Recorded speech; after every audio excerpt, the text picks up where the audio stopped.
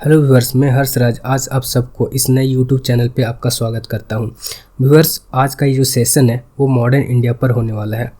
आज हम modern India को स्टार्ट करेंगे। व्यूअर्स, कईयों का मानना है कि ये जो मॉडर्न इंडिया है वह 1707 से स्टार्ट हुआ, जब औरंगज़ेब का डेथ हो गया। और कईयों का यह मानना है कि ये जो मॉडर्न इंडिया है वो 1757 में स्टार्ट हुआ। तो सबका अपना अपना विचार है कि कोई कहाँ से देखते हैं। तो अगर हम समझें कि 1707 से, वो इसलिए कहते हैं कि 1707 में जब औरंगज़ेब का डेथ हुआ तो इतना बड़ा जो एम्पायर था मुग़ल का, उसे उसके बाद संभालने वाला कोई अच्छा रूलर नहीं हुआ। रूलर तो और भी आगे कई हुए, लेकिन वो इतने कैपेबल नहीं थे कि इतने बड़े साम्राज्य को संभाल पाए। औरंगज़ेब के डेथ के बाद जब छोटे छोटे राज्यों में बंटने लगे लोग, new rise of new state होना स्टार्ट हो गया। अलग अलग अपने अपने हिसाब से लोगों ने नया स्टेट बनाने स्टार्ट किया।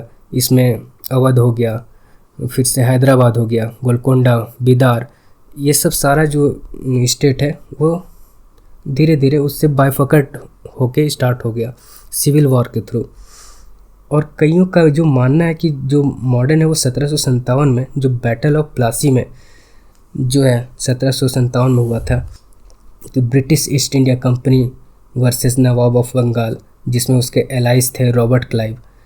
तो ये जो लड़ाई हुआ था, ये कह सकते हैं कि हमारे मॉडर्न इंडिया में एक डिसाइसिव रोल प्ले किया, क्योंकि इस लड़ाई के बाद ब्रिटिश ईस्ट इंडिया कंपनी पूरी तौर से इंडिया को अपने अधीन में ले चुकी थी। वहाँ से इन लोगों का ब्रिटिश का राइज होना स्टार्ट हुआ और वो अब लगान लेना स्टार्ट किए। तो अब हम जानेंगे कि कैसे ब्रिटिश, फ्रेंच, डच, पोर्टुगीज़ इन सब का आगमन हुआ इंडिया में, जिसे हम एडवेंट ऑफ यूरोप कहते हैं। अगर हम माने तो इंडिया का जो ट्रेड है यूरोपियन के साथ काफ़ी समय पहले से ही चलती आ रही थी। इस टाइम में जो आपका एक लैंड सी रूट हुआ करता था, एक आपका जो सी रूट था वो आपको समुद्र के थ्रू, बे ऑफ रोमन के थ्रू, यहाँ से इस जगह से लेके यहाँ तक जो था, एक जो आपका सी रूट है रेड सी होते हुए जो है आपका रेड सी, फिर दूसरा जो सी है उसका रेड सी होते हुए जो सिनाई पेनिनसुला अलेक्जेंड्रिया होते हुए जो है उसके थ्रू है। तो हम सब डिटेल में जानेंगे कि कैसे कैसे यूरोपियंस यहाँ पे ट्रेड करते थे। फिर उन लोगों ने इन ट्रेड रूट को छोड़ के क्यों उन लोगों ने अलग ट्रेड रूट अपना खोजना स्टार्ट किया। यहाँ पे जो सबसे पहले इंडिया में कोई आया वो थे पोर्टुगीज़, और सबसे लास्ट में गए भी यही थे, गोवा के बाद, गोवा से ही गए थे। तो सबसे पहले और सबसे लास्ट गए, पर इस टाइम में पोर्टुगीज़ से ज़्यादा ब्रिटिश हुकूमत जो है, ब्रिटिश ईस्ट इंडिया कंपनी, वो राइज़ किया। इसके पीछे भी अलग अलग पहलू है कि कैसे British East India company dominate करना स्टार्ट किया फ्रेंच पे, पोर्टुगीज़ पे, फिर अलग अलग जो यूरोपियंस थे उन पे, और सबसे बड़ा पावर उस समय जो खड़ा हुआ वो ब्रिटिश ईस्ट इंडिया कंपनी था। तो हुआ क्या कि यूरोपियंस का पहले जो ट्रेड था इंडिया के साथ वो ईरान, फिर से इराक होते हुए, टर्की होते हुए, मेडिटेरियन सी होते हुए जो इटली तक पहुंचता था। और इटली उस समय का सबसे प्रोस्पेरस कह सकते स्टेट माना जाता था। सबसे प्रोस्पेरस अगर कोई था वहाँ पे यूरोपियन में तो इटली था। तो इटली जो ट्रेड करता था, फिर ट्रेड के थ्रू वहाँ पे जो अपने सामान बेचता था वो काफ़ी उन लोगों को फिर महंगा बेचता था। तो ऐसे में, पर इतना भी महंगा नहीं था कि वो लोग उस समय अफोर्ड नहीं कर पाए दूसरे जो यूरोपियंस कंट्रीज़ हैं, जो स्टेट हैं। पर ये सब तो ठीक था, एक समय तक चल रहा था तो लोग चला रहे थे। पर एक समय ऐसा हुआ, ये बात है 1453 की, एक समय ऐसा हुआ कि 1453 में जब कॉन्स्टेंटिनोपल पे अरब का आक्रमण हो गया, अरब कैप्चर कर लिया कॉन्स्टेंटिनोपल। ये वह जगह है जहाँ से आपके तीनों ट्रेड रूट जो थे वो होके गुजरते थे, और इटली इन ट्रेड रूट के थ्रू अपने ट्रेड को चलाती थी। लेकिन जब ये इस ट्रेड रूट में अरब आए तो अब उनका डायरेक्ट कॉन्टैक्ट जो इंडिया के साथ था वो टूट गया। और जब टूट गया तो उनको जब ट्रेड करना होता था तो बीच में अरब आते थे, जो कि अब जैसा वो पहले ट्रेड करते थे वैसा वो कर नहीं पाते थे। तो ऐसे में उनको ये काफ़ी अटपटा लगने लगा कि नहीं, हमें ट्रेड तो करना है पर हमें किसी और रास्ता को देखना पड़ेगा। इसलिए 1453 के बाद जो नया ट्रेड रूट था वो उसके सर्च में 2 कंट्रीज़ जो काफ़ी इंटरेस्टेड थे वो थे पुर्तगाल और स्पेन। तो पुर्तगाल जो थे वो काफ़ी इंटरेस्ट हुआ करते थे, उनको काफ़ी इंटरेस्ट था कि हमें इंडिया के साथ ट्रेड करना है। और दूसरा जो था वो स्पेन था, उसे भी इस इंडिया के साथ ट्रेड करना था। पर अब वो रास्ता तो बंद हो चुका था, तो अब वो करे क्या। तो ये वही टाइम था जब इटली में रेनेसा स्टार्ट हुआ। रेनेसा क्या है? रीबर्थ।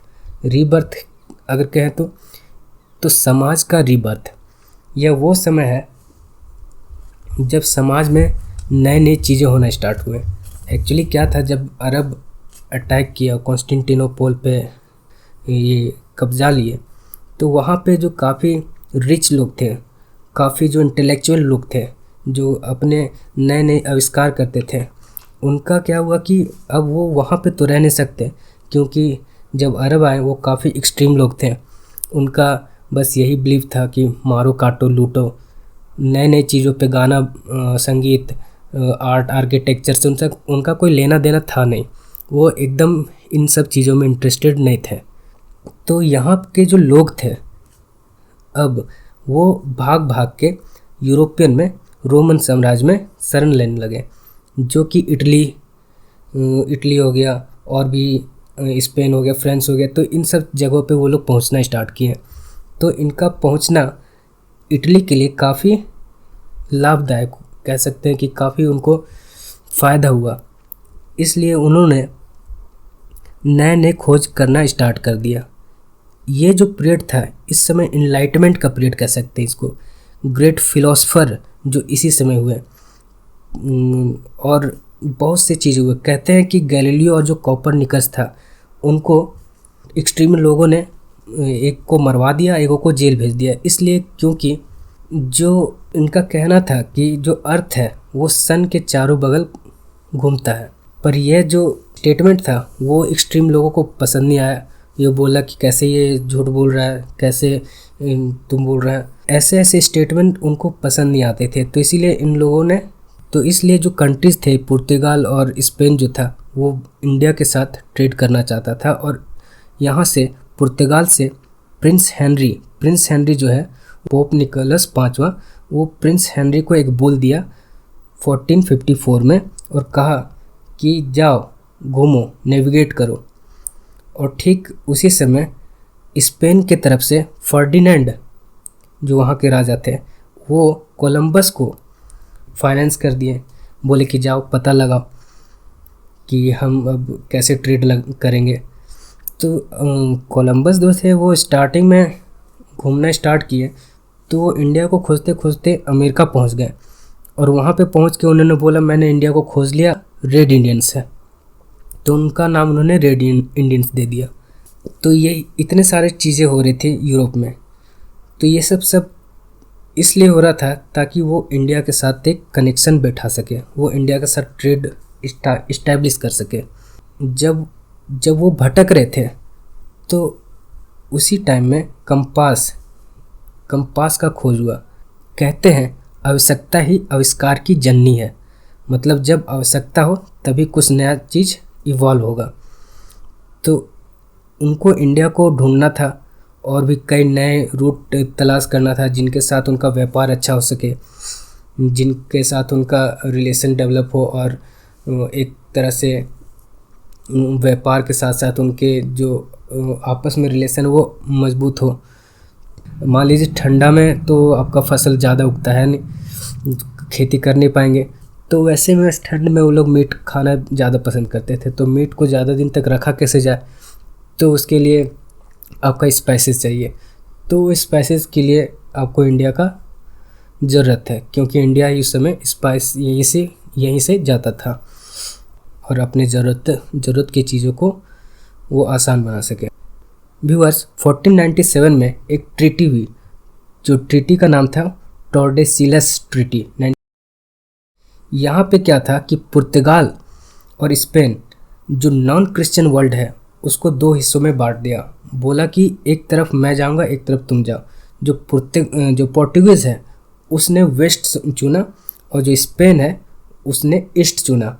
तो स्पेन जो है वो ईस्ट की तरफ आया। मतलब अगर वहाँ से देखा जाए तो कहाँ से, केप वर्दे आइलैंड आपका अफ्रीकन कॉन्टिनेंट के बगल में है। तो अफ्रीकन कॉन्टिनेंट के बगल से जो आपका ईस्ट हुआ तो वो ईस्ट में इंडिया आता है।